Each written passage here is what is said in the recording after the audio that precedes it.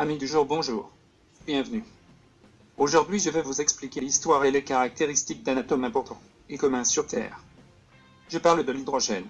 L'hydrogène qui est un des atomes les plus connus au monde et qui joue un rôle essentiel dans l'histoire de la Terre.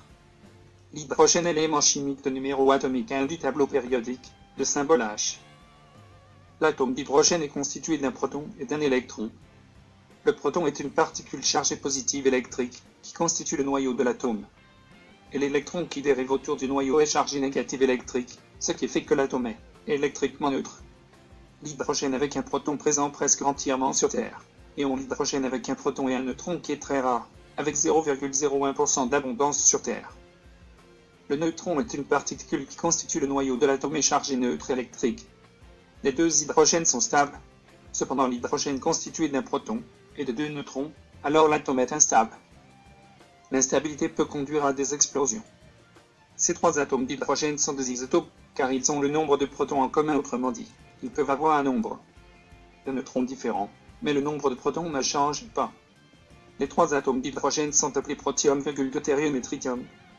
L'hydrogène est souvent ionisé en H+, c'est-à-dire que son atome est électriquement positif, car il ne lui reste que le proton, l'électron ayant migré vers un autre atome. Pour que l'atome soit neutre électrique, le nombre de protons doit être le même que le nombre d'électrons. On peut trouver de l'hydrogène bien plus facilement que vous le pensez. Et oui, l'eau est en fait constituée de milliards de molécules. Ces molécules sont constituées d'un atome d'oxygène et de deux atomes d'hydrogène. L'hydrogène est le principal constituant du Soleil et de la plupart des étoiles.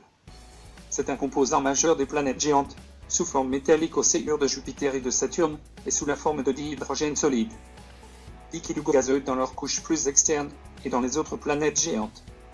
Sur Terre, il est surtout présent à l'état de liquide, solide, glace ou gazeuse, vapeur d'eau, mais il se trouve aussi dans les émanations de certains volcans sous forme H2 et de méthane CH4. Ce gaz a été mis en évidence par Cavendish en 1766, qu'il a appelé air inflammable, parce qu'il brûle ou explose en présence de l'oxygène, où il forme de la vapeur d'eau. Lavoisier a désigné ce gaz par le nom hydrogène. Hydro qui veut dire eau et gène, qui veut dire enjambe en grec. L'hydrogène est l'élément le plus abondant de l'univers, 75% en masse et 92% en nombre d'atomes. Il est présent en grande quantité dans les étoiles et les planètes gazeuses. Il est également le composant principal des nébuleuses et du gaz interstellaire. Dans la croûte terrestre, l'hydrogène ne représente que 0,22% des atomes. Sous de très faibles pressions, comme celles qui existent dans l'espace, l'hydrogène a tendance à exister sous forme d'atomes individuels, car il n'entre pas en collision avec d'autres atomes pour se combiner. Les nuages d'hydrogène sont à la base du processus de la formation des étoiles. L'atome d'hydrogène est l'élément chimique le plus simple, et comme il n'a qu'un électron, il ne peut que former qu'une liaison covalente avec les autres atomes. On appelle cela un atome univalent. L'explication de l'hydrogène est terminée.